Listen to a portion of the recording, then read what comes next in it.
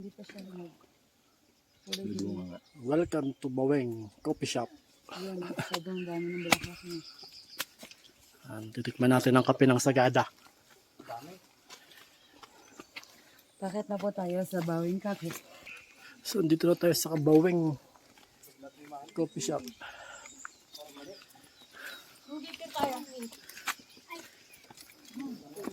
Titikman natin ang Sagada kape. Testing.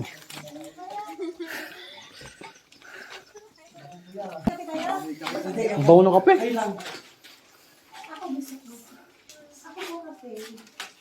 Sino Riz?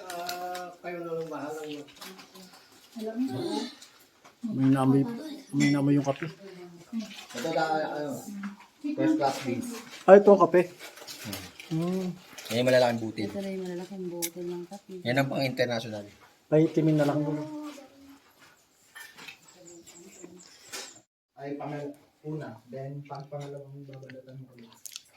Yun yung Yes. So, trabaho din yung sasabihin kita. value.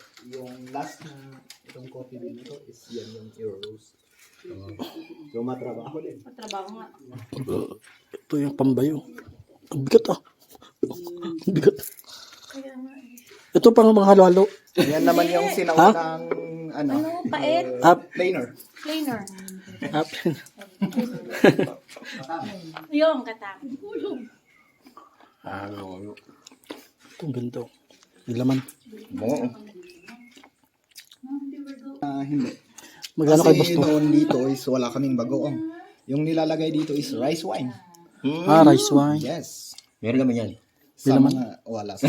Bigat eh. Sa mga, dito din yung mga karne.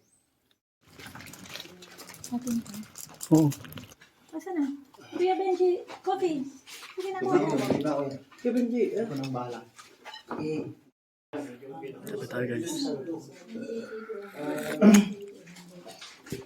Sarap ng kape. Mahalin kuya. Mga 4 hours yung hike. Mag-i-start yung hike niya sa Mandoro. Then yung exit niya is Dusoy. Magigising ka talaga sa kape na to.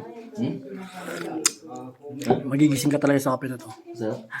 Sarap. Baka gusto nyo pa ng hiking. Pwede rin ka.